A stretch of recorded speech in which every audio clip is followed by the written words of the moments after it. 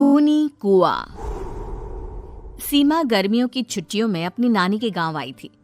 सीमा नानी के घर पहुंचने के बाद अपनी नानी के पैर छूती है और उनसे आशीर्वाद लेती है। तभी उसकी नानी उससे कहती है, इतनी बड़ी हो गई मेरी सीमा, चल जल्दी से हाथ मुंह धो ले, मैं तेरे लिए खाना लगा देती हूँ। भूख लगी होगी ना?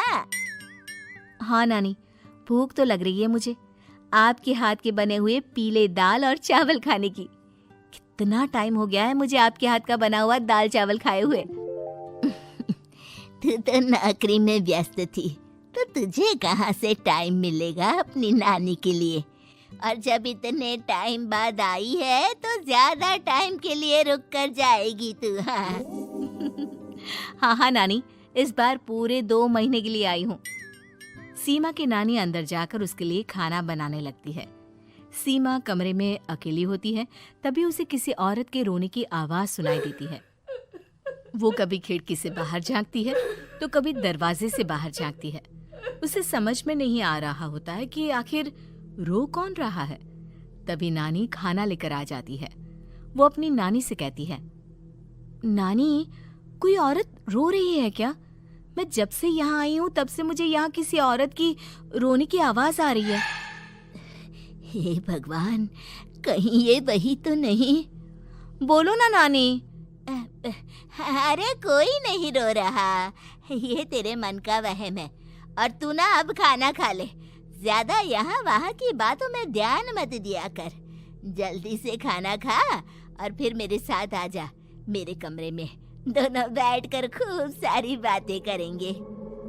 ऐसे ही अगले दिन सीमा अपनी नानी के साथ गांव के बाजार जा रही होती है। उसी रास्ते में फिर से किसी औरत के रोने की आवाज आती है।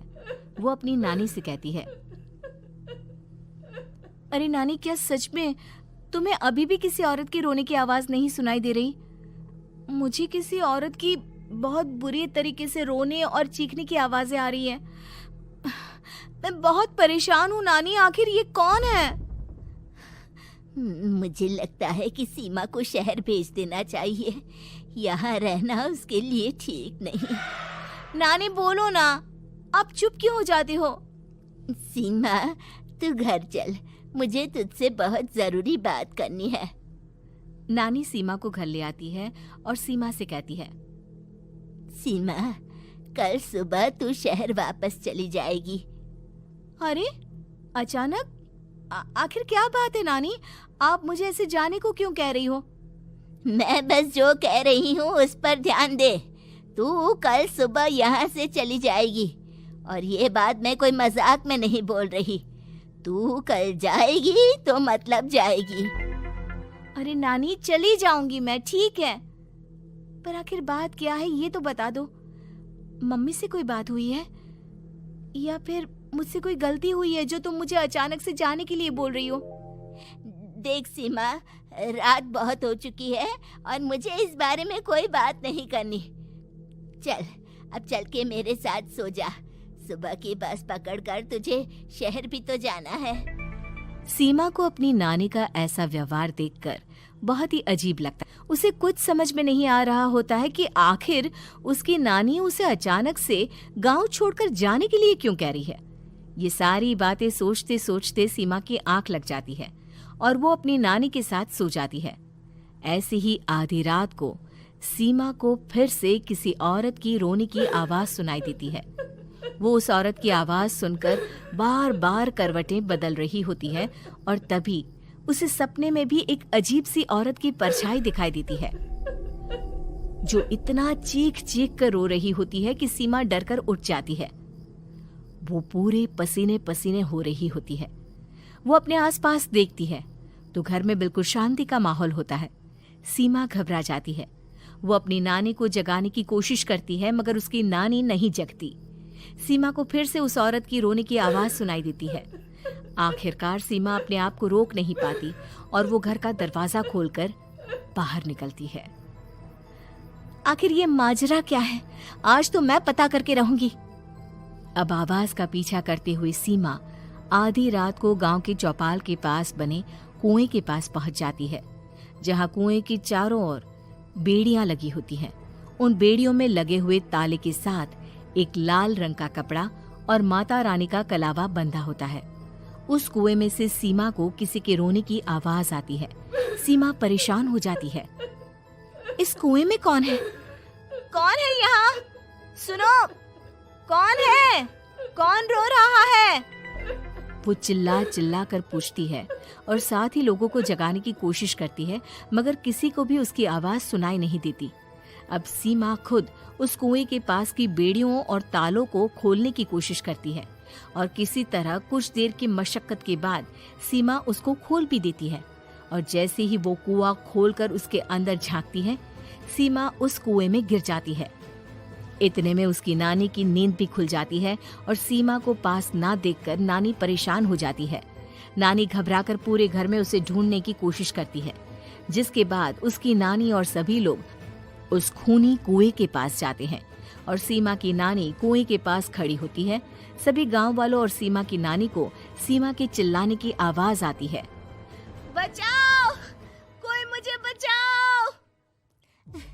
मेरी बच्ची, हम आ गए, हम तुझे बचा लेंगे।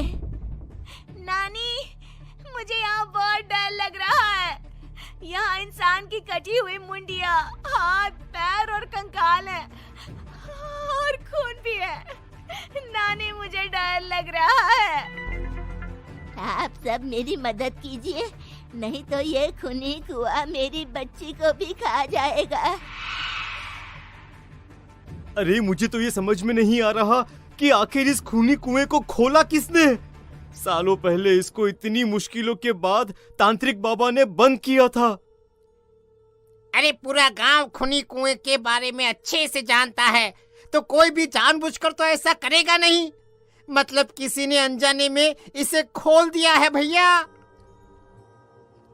सीमा को इस बारे में मालूम नहीं था और जब से वो यहाँ आई थी तभी से उसे किसी औरत के रोने की आवाजें भी सुनाई दे रही थी। कहीं सीमा ने ही तो उसे नहीं खोला। अगर ऐसा है तो फिर सीमा का बचना बहुत मुश्किल है।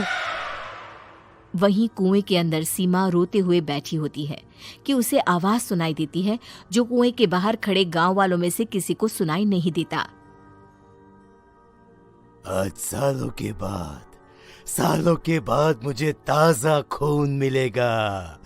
तेरा खून पीकर आज मैं अपनी प्यास बुझाऊंगा।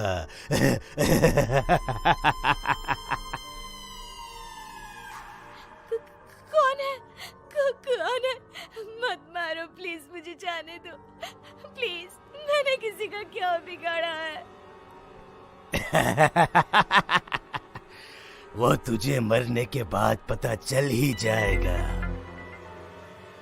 जितने में गांव वाले और सीमा की नानी कुछ सोच पाते, उतने में उन्हें सीमा के चिल्लाने की आवाज आती है और अगले ही पल सब शांत हो जाता है। क्या हुआ? सीमा, मेरी बेटी। माफ करना बहन, लेकिन अब सीमा वापस नहीं आएगी। हमें एक बार फिर से कुएं को बंद करना होगा। गांव वाले तभी तांत्रिक को बुलाकर लाते हैं।